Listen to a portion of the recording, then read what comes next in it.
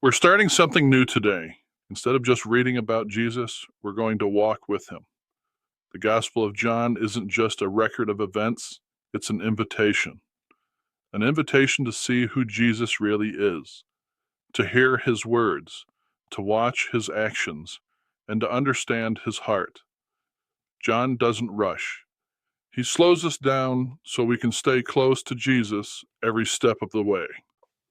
That's why here on Bible Explained, we're going to take the Gospel of John verse by verse, not skipping ahead, not glossing over the hard parts, but walking with Jesus one moment at a time.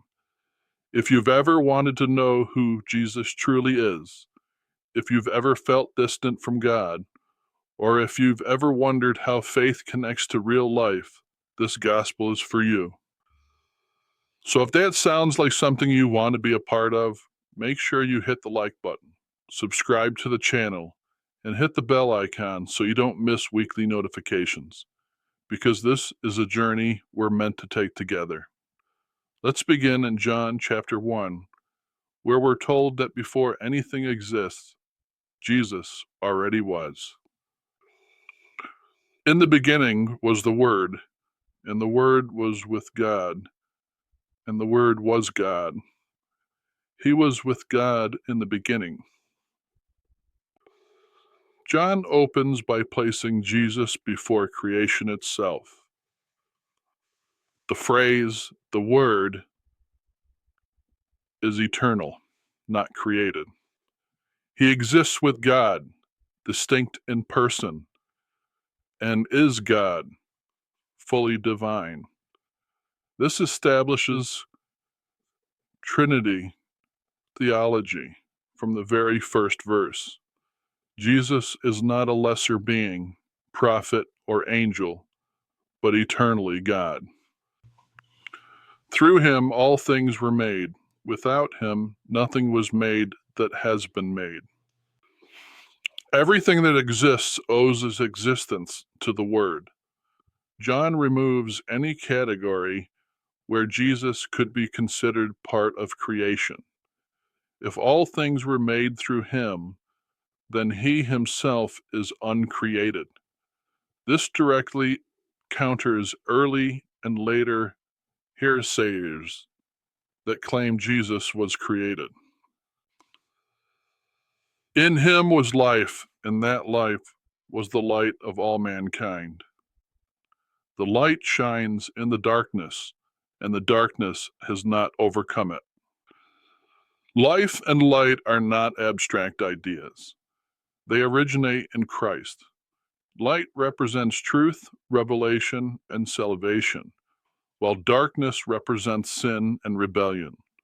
Darkness cannot overcome the light, meaning evil has no ultimate power over Christ or his mission. There was a man sent from God whose name was John. He came as a witness to testify concerning that light, so that through him all might believe. He himself was not the light. He came only as a witness to the light. John the Baptist is introduced not as the light, but as a witness. This clarifies the role of all Christian ministry, not to replace Christ, but to point to him. Faith comes through testimony, not self-generated insight. The true light that gives light to everyone was coming into the world. He was in the world, and though the world was made through him, the world did not recognize him. He came to that which was his own, but his own did not receive him. The true light enters the world he created, yet the world does not recognize him. This is a profound statement about human blindness due to sin. Even God's chosen people fail to receive him, showing that proximity to religion does not guarantee spiritual recognition.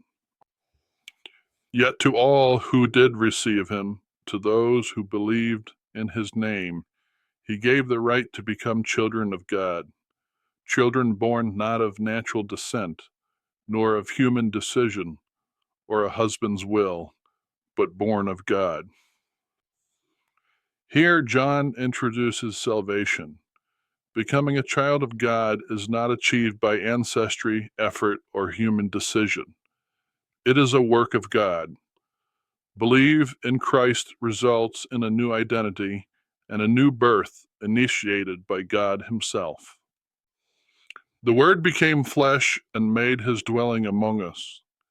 We have seen His glory, the glory of the one and only Son, who came from the Father, full of grace and truth.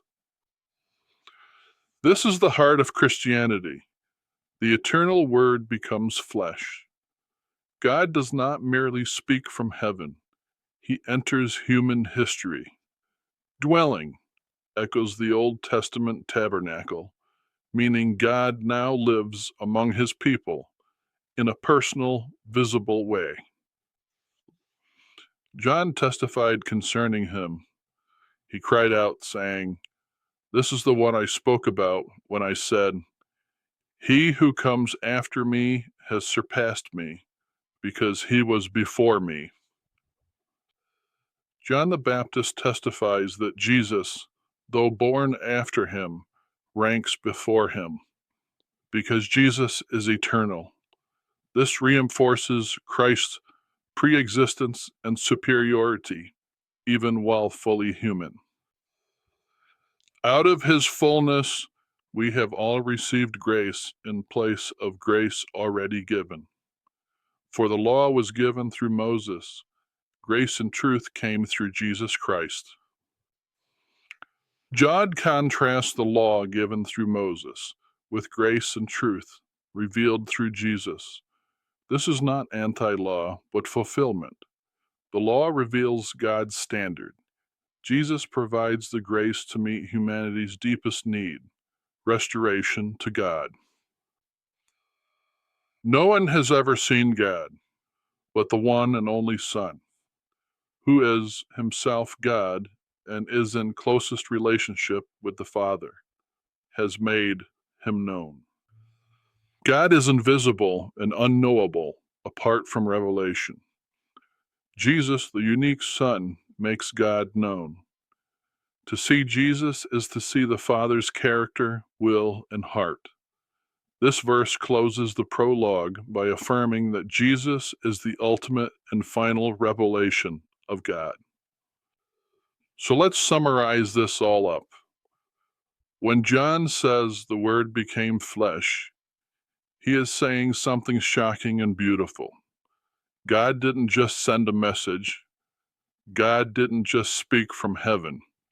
God came Himself.